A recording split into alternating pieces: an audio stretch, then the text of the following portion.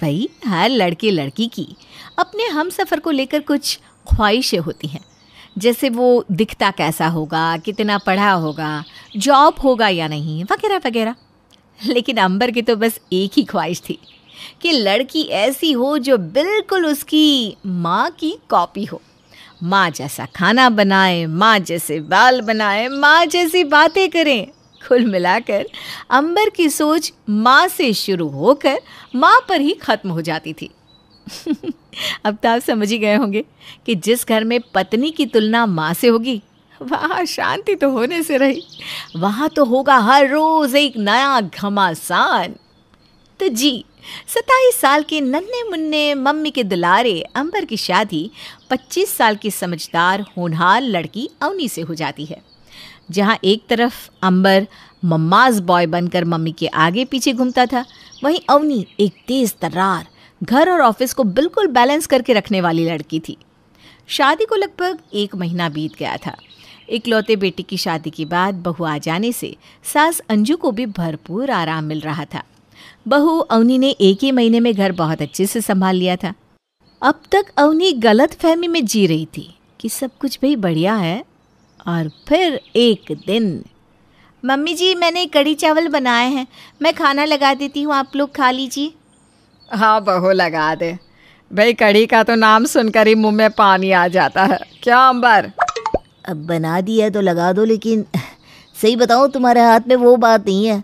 Mummy कढ़ी बनाती थी तो मैं उंगलियां चाटता रह जाता था। अच्छा, हाँ, सबका अपना अपना तरीका होता है। हो सकता है मम्मी जी के हाथ से ज़्यादा अच्छी बनती हो। मम्मी जी कभी मुझे भी बनाकर खिलाइए ना, उंगलियां चाटने जैसी कढ़ी। फिलहाल तो जल्दी से डाइनिंग टेबल पर आ जाओ, खाना लगा रही हूँ। अरे बेटा, ऐसा नहीं कहते, देख कहीं बहू को बुरा लग गया तो।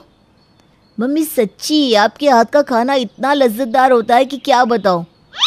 जब से अवनी खाना बनाने लगी है मेरी तो भूख ही मर गई है। अब इसमें उसे बुरा लगे तो लगे। तभी अवनी भी वहाँ आ जाती है। क्या कहा? तुम्हारी भूख मर गई है? हाँ, समझ सकती हूँ मैं। आजकल तुम बस 5-6 रोटी और 2 प्लेट चावल से ही तो काम चला रहे हो। आधा पेट खाकर देखो तो कैसे कमज़ोर हो गए हो। अवनी अपनी बात कहकर वहाँ से चली जाती है, लेकिन सास अंजू समझ गई थी कि बहू अवनी को पति का बार बार माँ के खाने की तारीफ करना पसंद नहीं आ रहा है। कुछ देर बाद, अवनी बेटा, मैं कुछ मदद करा दूँ तुम्हारी? नहीं मम्मी जी, मैं कर लूँगी। हाँ, मैं मानती हूँ कोई भी काम आपके जैसा तो नहीं कर पाऊँगी, लेकिन अपनी तरफ से मैं कोई कसर भी नहीं छोड़ूंगी। और हर इंसान ना अलग अलग होता है मम्मी जी, ना आप मेरी तरह हो सकती है और ना मैं आपकी तरह। अरे बेटा, मुझे पता है तुम कितनी काबिल और होशियार हो। अब इतने सालों तक मेरे ही हाथ का खाया है ना, तो थोड़ा समय तो लगेगा ही। तुम अपना मन मत दुखाओ बेटा, मैं उसे समझाऊंगी। तुम देखना, कुछ ही दिनों में माँ को भूल कर अवनी अवनी की माला जपने लगेगा। सास की बात सुनकर अवनी का मन थोड़ा शांत हो गया। मम्मी जी शायद ठीक कह रही हैं आप। इतने सालों तक अंबर ने मम्मी के हाथ का खाना खाया है ना, इसलिए उसे थोड़ा अलग लगता होगा। शायद मैंने ही ओवर रिएक्ट कर दिया, और हो सकता है कि कुछ दिन बाद उसे मेरे हाथ का खाना आपसे भी ज़्यादा पसंद आने लग जाए।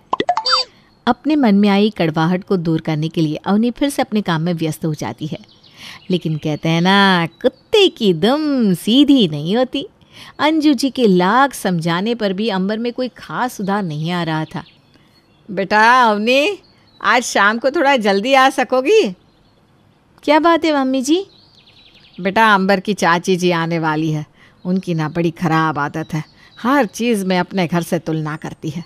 देखना, शाम को आएगी ना तो अपनी बहू की तारीफ कर करके मुझे नीचा दिखाएगी। इसलिए मैं चाह रही थी कि तुम थोड़ा जल्दी आकर संभाल लेती तो अच्छा रहता। मम्मी जी, आप क्यों चिंता करती हैं? अब आपने बता दिया ना, अब आप देखना, मैं ऐसी तैयारी करूँगी कि चाची जी की बोलती बंद हो जाएगी, और मैं जल्दी नहीं आऊँगी बल्कि छुट्टी पर ही रहूँगी बस। अरे बेटा, तूने तो मेरा दिल खुश कर दिया। जीती रहे बेटा, जीती रहे।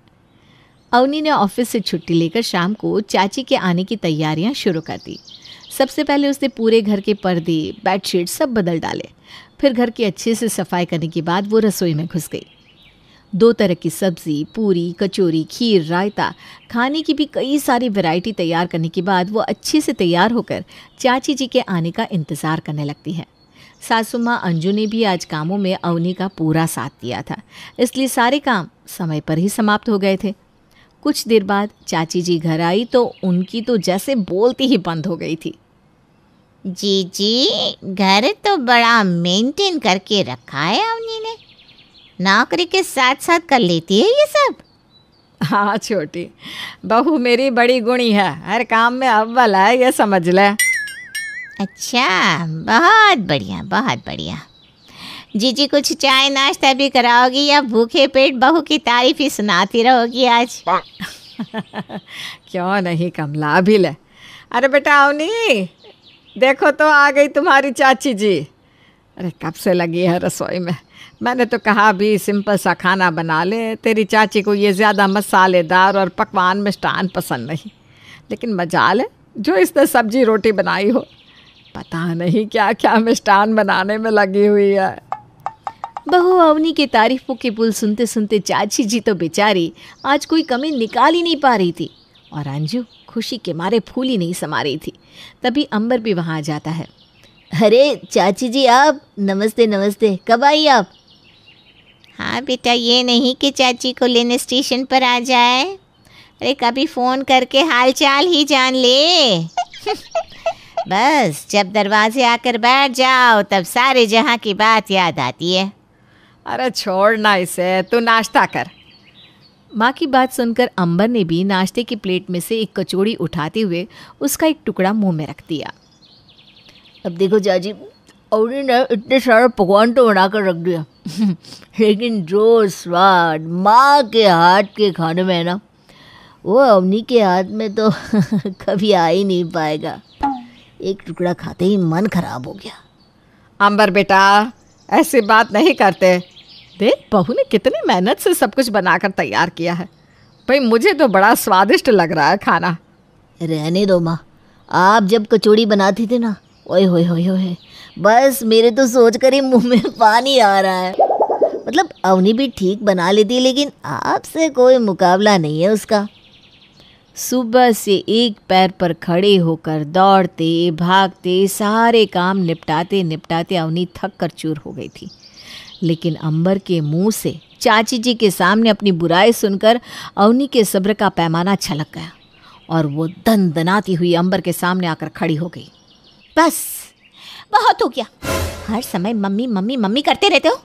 तुम्हें किसी की मेहनत दिखाई देती है या नहीं? सुबह से झक मारकर काम में लगी हुई हूँ, लेकिन मजाल है जो तुम कभी तारीफ के 2 बोल भी बोल दो। बहुत मम्मी मम्मी करते हो ना, ठीक है, आज से तुम मम्मी के हाथ का ही खाना खाओगे, क्योंकि अब मैं तो तुम्हारे लिए कुछ भी बनाने से रही। अरे अवनी बहू, तू भी कहाँ इस नालायक की बातों में आ रही है। अरे सच्ची बेटा, खाना कितना स्वाद बना है। क्यों कमला? रहने दीजिए मम्मी जी, अब आपको लीपा पोती करने की कोई ज़रूरत नहीं है। 1 महीने से ऊपर हो गया है मुझे यहाँ आए, सुबह से लेकर रात तक मैं बस कामों में ही लगी रहती हूँ। अरे बहू कोई इमोशनलेस मशीन होती है क्या? मतलब पूरा दिन खटकर सबकी पसंद का खाना बनाओ, घर देखो, ऑफिस जाओ, और बाद में आपके सुपुत्र सारी मेहनत पर पानी फेर देते हैं। बहुत पसंद है ना मम्मी के हाथ का खाना, तो जाओ आप मम्मी के हाथ का ही खाओ।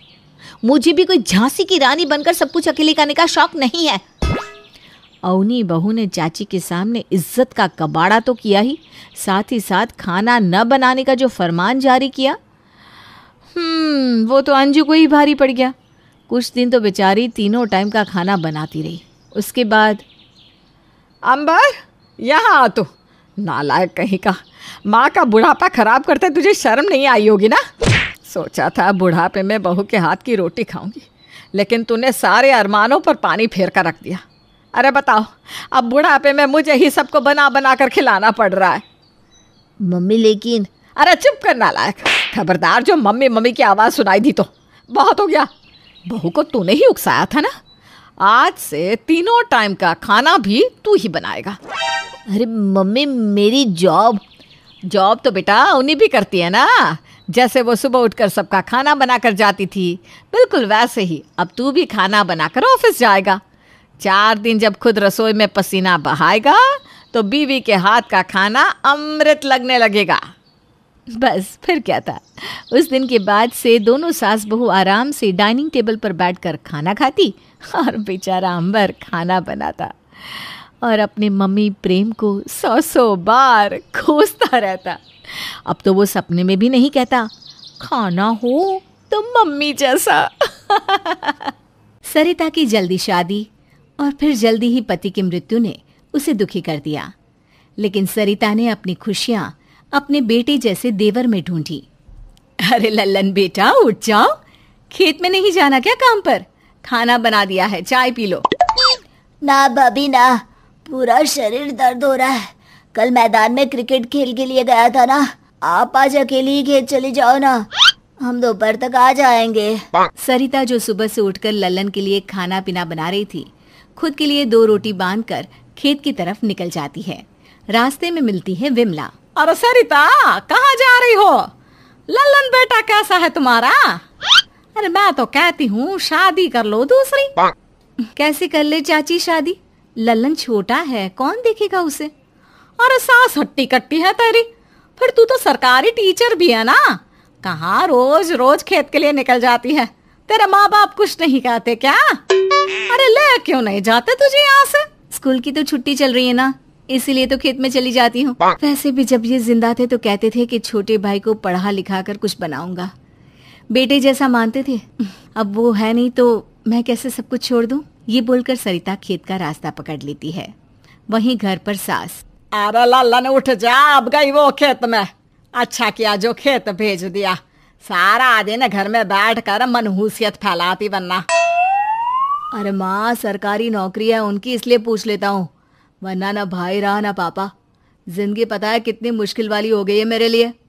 हाँ बेटा हाँ, समझ सकती हूँ, पर क्या करूँ, इस सरिता की शक्ल तो देख देख कर गुस्सा आता है। सरिता तब तक घर आ जाती है। अरे भाभी, मैं तो आने ही वाला था।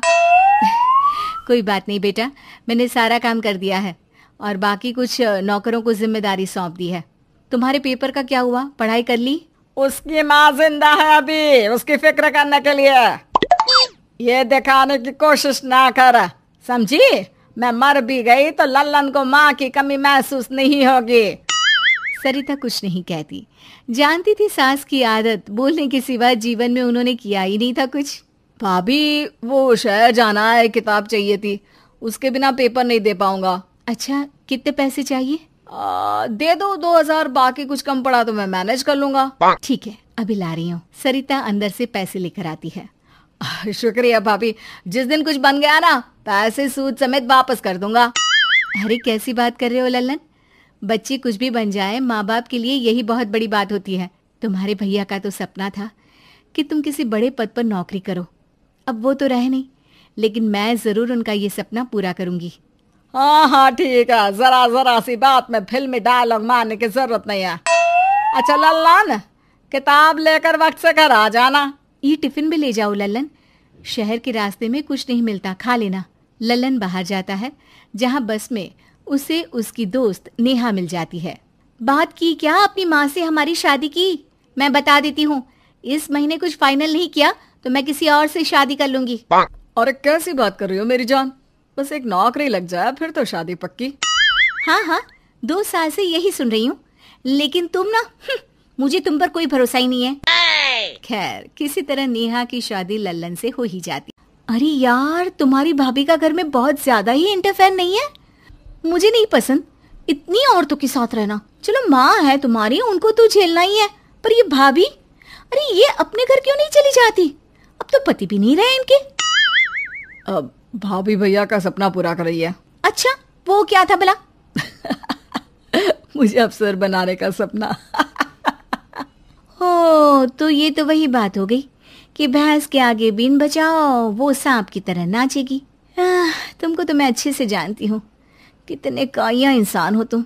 अचानक सरिता हाथ में बड़ा सा बक्सा लेकर आ जाती है। अरे भाभी, कोई काम था क्या? बिना खटखटाए घुसी आई कमरे में। हाँ नहीं, मतलब मजाक कर रही हूँ।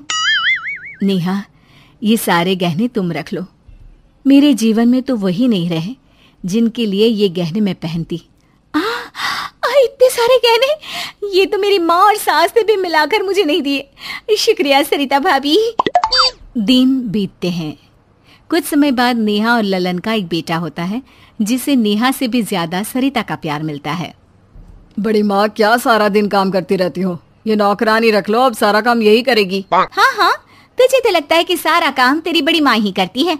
हम लोग तो फालतू है ना, क्यों सासू माँ? अरे सरिता ने तो पूरे जीवन मेरे किसी रिश्ते को मेरा होने ही नहीं दिया। सास भी यही, दादी भी यही, माँ भी यही। मैं तो बस नाम की बुढ़िया हूँ इस घर की, कोई पूछता भी नहीं। आपके पास है ही क्या जो पूछा जाए आपको? सारा दिन गंदी जुबान से बड़बड़ करती रहती है। भाभी को देखो, सरकारी नौकरी, घर का सारा काम। अरे राजकुमारी की तरह दिन काटे हैं मैंने यहाँ, सिर्फ इन्हीं के कारण ना। हाँ, और बड़ी माँ ने सारा जीवन इस घर के लिए खटाया खुद को। बड़ी माँ, मैं कल शहर जा रहा हूँ, आपके लिए कुछ लाना है क्या? अरे नहीं नहीं, कुछ नहीं, बस पेट में जरा दर्द रहता है, डॉक्टर के पास जाना है, ले चलेगा क्या? हाँ बड़ी माँ। दोनों डॉक्टर के पास जाते हैं। कब से दर्द है आपको? इसका एक्सरे कराना होगा, उसी से पता चलेगा कि हुआ क्या है। एक्सरे की रिपोर्ट से डॉक्टर बताता है कि सरिता के पेट में पथरी है और उसका ऑपरेशन करना होगा। कितना खर्चा होगा डॉक्टर साहब? खर्चा तो ज्यादा नहीं होगा, लेकिन आपको आराम करना होगा पूरे 3 महीने। सरिता घर आकर सास और नेहा को सारी बात बताती है। अरे भाभी, आप तो अपने मायके चली जाइए, वही लोग करेंगे आपकी सेवा, यहाँ कैसे मैनेज होगा? अरे मेरी तो खुद की हड्डी दर्द करती है ना जी ना। वही सरिता जिसने पूरे जीवन सबके लिए हर दुख दर्द सहे, उसे अपने बुरे वक्त में कोई भी साथ नहीं देता। भाभी, आप तो इतना पैसा रखी है, शहर ही जाकर रहिए, एक नर्स रख लेना, वही देखरेख भी कर लिया करेगी। अब पैसे नहीं बचे हैं लल्लन, पहले तुम्हारी फिर राहुल की पढ़ाई लिखाई के कारण मैंने तो चवन्नी भी नहीं बचाई। हाँ, नेहा को जो गहने दिए थे वो वापस ले सकती हूँ क्या? अरे नहीं नहीं भाभी, वो गहने अब कहाँ रहे, सब इधर उधर हो गए। ये तो तब समझना चाहिए था ना आपको। तभी वहाँ राहुल आ जाता है। बड़ी माँ, क्या हुआ, पैकिंग नहीं की? कल ऑपरेशन है आपका और आप यहीं खड़ी हैं। कल कैसे बेटा, और फिर आगे के 3 महीने। बड़ी माँ, मैं भी कमाता हूँ, शहर में सारा इंतजाम करवा दिया है। वैसे भी अब नौकरी से कोई छुट्टी तो मिलने से रही, हम दोनों आज से ही शहर में रहेंगे। आपका ऑपरेशन, फिर सारी सेवा का इंतजाम, सब कुछ हो गया है। और यहाँ का भी आपको समझ आ ही गया होगा कि इन लोगों को आपकी कितनी जरूरत है। सरिता राहुल का हाथ पकड़कर वहां से चली जाती है और बाकी सब उन लोगों को वही मिलता है जो वो चाहते थे। कहानी बिहार की कमलेश की है। कमलेश जो कि अपनी बीवी रत्ना से बहुत प्यार करता था। अरे क्या है रत्ना, घर के काम में सारा दिन लगी रहती हो, आराम क्यों नहीं करती कभी थोड़ा बहुत? अरे क्या करना है आराम करके, घर का काम फैला हो उसे छोड़कर मैं आराम करूं? ना जी ना, ठीक नहीं लगता मुझे। अच्छा जरा लेटो तो, मैं तुम्हारे पैर दबा देता हूँ। सारा दिन चक्री की तरह इधर उधर भागती रहती हो, पैर दर्द हो गए होंगे ना। कमलेश बीवी के पैर दबा रहा होता है कि वहाँ माँ आ जाती है। अरे वाह, यही दिन देखना बस अब जीवन में बाकी रह गया था कि मेरा लायक बेटा इस नालायक बांझ औरत के पैर दबाए। रत्ना डर कर खड़ी हो जाती है। माँ, एक बार फिर ये शब्द मेरी बीवी के लिए इस्तेमाल मत करना, वरना मैं घर छोड़कर चला जाऊंगा।